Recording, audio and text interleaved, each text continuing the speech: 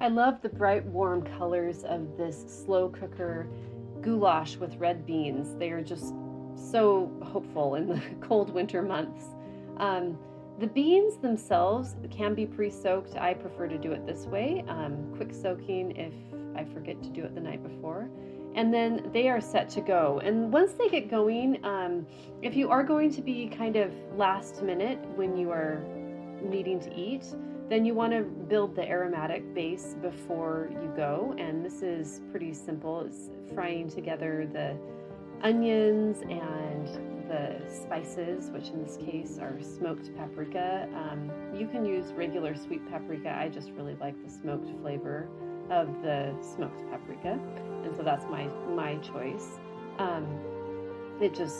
If you haven't smelled smoked paprika, you should just try it and buy some and smell it, and then you might find that you really liked it too. Diced tomatoes add a really easy sauce base along with a little bit of tomato paste, and here we are with a thicker sauce that is going to be ready for adding to the beans. The peppers are essential for making this a goulash, and we want to cook these covered for a little bit. If you don't have a top for your really big frying pan like me, you can always use a baking sheet to be the top, and I really like that because then I don't have to spend money on an extra top cover for my pan, and I also get to multitask something that I'm storing in my kitchen. Always make sure that you taste along the way to make sure that your seasonings are correct, especially when you're going to be adding to something else like a protein, which doesn't have a ton of natural sodium in it, natural seasoning.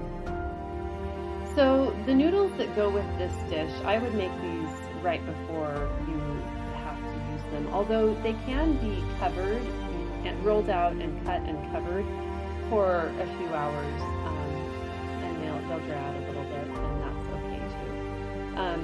You should flour the top of the noodles before you loosen them up. I forgot to do that, and they were rather sticky and required some flour later. These noodles will not take longer than 2 or 3 minutes to cook. They're really quick to cook, and then they're just tossed in some melted butter with salt. My kids always love these noodles, and they really are best fresh. I mean, you can reheat them, but they're not as good that way. They're better fresh. And serve them alongside the goulash, and it's just colorful and really yummy. I like to serve these with a little side of fresh sauerkraut. I think that it adds a nice crunch and freshness and acidity to this dish. So anyway, if you are a fan of sauerkraut, you might like that too. I realize not everybody is. So if you have a chance to make this dish ahead of time, it is really good reheated. So I hope you enjoy it. Check out my recipe at www.dinnerinrealtime.com.